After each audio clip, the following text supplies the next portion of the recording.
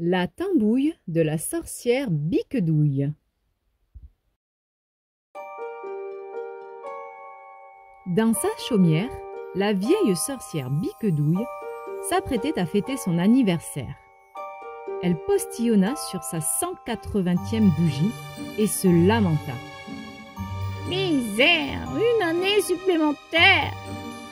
Au fil des décennies, les poils de son poireau avaient poussé. Un vrai bouquet.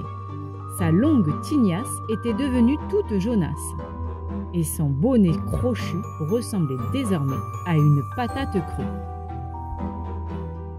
Du matin jusqu'au soir, Biquedouille traînait en peignoir. Qu'il était loin le temps où elle décrochait des médailles aux courses de ballet. Avec ses os qui craquettent, elle n'avait plus rien d'une athlète.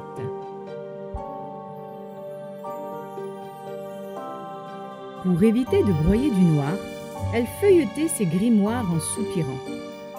Ah, si seulement je pouvais encore avoir 20 ans! Un jour où elle feuilletait l'un de ses ouvrages, elle tomba sur une recette qui la laissa stupéfaite. Pour redevenir une belle et pétillante sorcière, faites bouillir une joyeuse jeune fille. Forcez-la à grignoter 3 carottes et ajoutez 2 cuillères à soupe de bave d'escargot. Terminez par une pincée de poudre de perlimpinpin et vous ne serez plus vieillotte. C'est pile poil ce qu'il me faut! S'extasia Biquedouille, qui avait trouvé la solution à tous ces maux.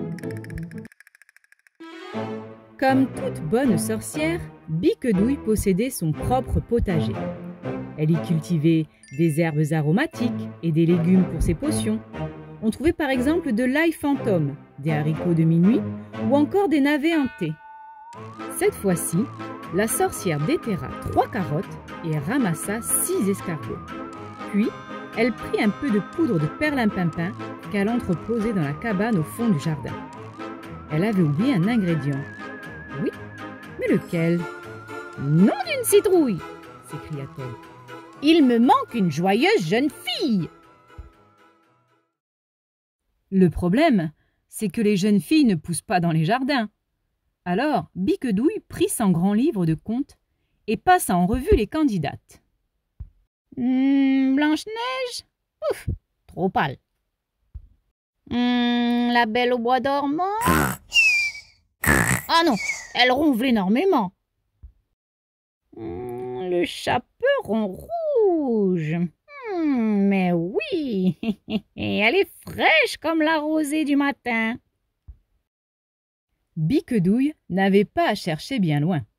Quand la fillette apportait une galette à sa grand-mère, elle passait juste à côté de sa chaumière.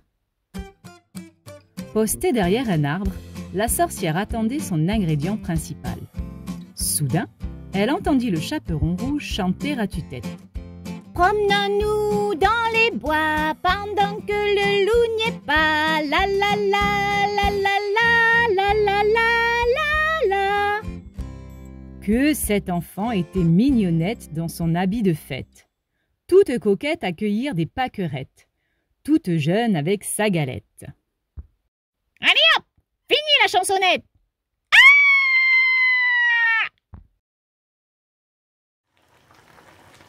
De retour dans sa tanière, Biquedouille versa de l'eau dans son immense chaudron. Au premier frémissement, elle y jeta le chaperon. Aïe, c'est chaud! Se plaignit la jeune fille. C'est pour mieux te faire bouillir, mon enfant, expliqua la sorcière. Grâce à toi, je retrouverai ma jeunesse d'antan. Si je suis fripée, tu seras encore plus ridée.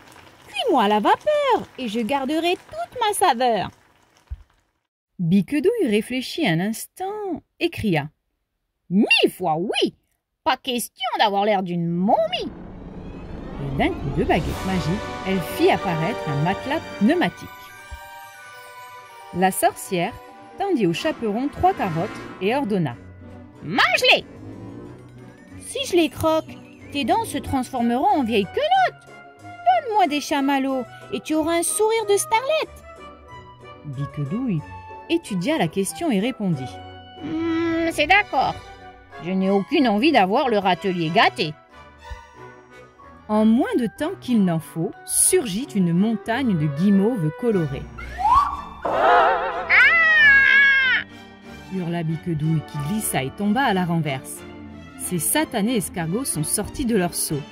Pas de chance pour la sorcière, qui avait très mal à son derrière. « Berk !» dit le chaperon rouge. « Si tu ajoutes de la bave à cette potion, tes cheveux jaune paille deviendront gras. Alors qu'avec du chocolat, ta chevelure noircira et rayonnera. » La sorcière médita un moment et lâcha. Après tout, pourquoi pas? J'ai toujours rêvé d'avoir une chevelure noire de jet. Quant à la poudre de perlimpinpin, ça ne sert à rien, intervint la fillette.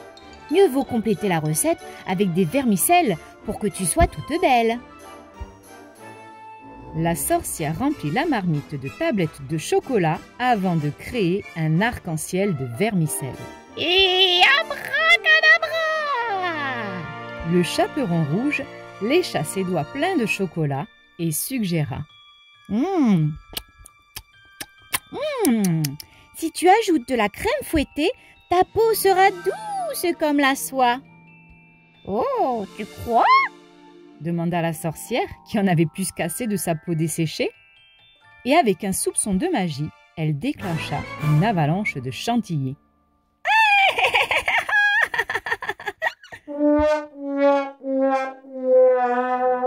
Maintenant qu'elle était repue, la petite fille s'ennuyait sur son matelas. Elle rouspéta. « Je tourne en rond dans ce chaudron. »« Oi, oi, oi !»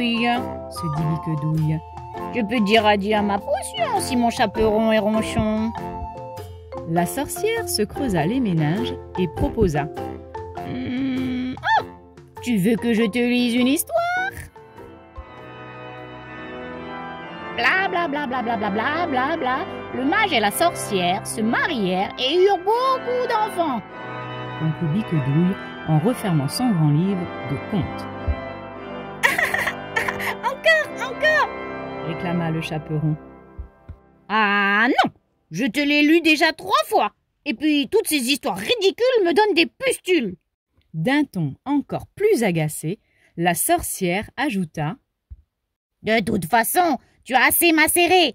Maintenant, installe-toi et admire-moi. Grâce à cette mixture, je vais me transformer sous tes yeux émerveillés. Biquedouille porta à ses lèvres une louche de potion fumante et la but. Puis, son ventre émit 3 gargouillis. Et pouf! Elle disparut. Mais où était-elle donc passée? Le chaperon rouge sortit de la marmite et souleva le grand chapeau de la sorcière. Des pleurs s'en échappèrent et retentirent dans toute la chaumière.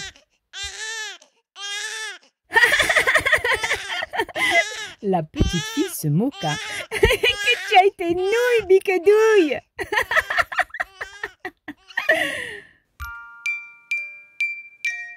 Le chaperon rouge coucha la mini-sorcière dans le panier entre la galette, les guimauves et la crème fouettée. Voyant qu'elle était très en retard pour le goûter, elle déclara. « Vite, vite, dépêchons-nous! Mère Grand nous attend !» Son panier sous le bras, elle quitta le repère de Biquedouille et commença à fredonner.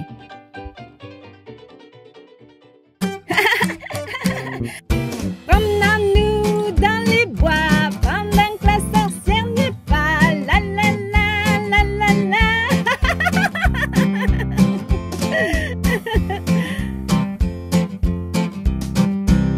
Et voilà, pauvre Biquedouille.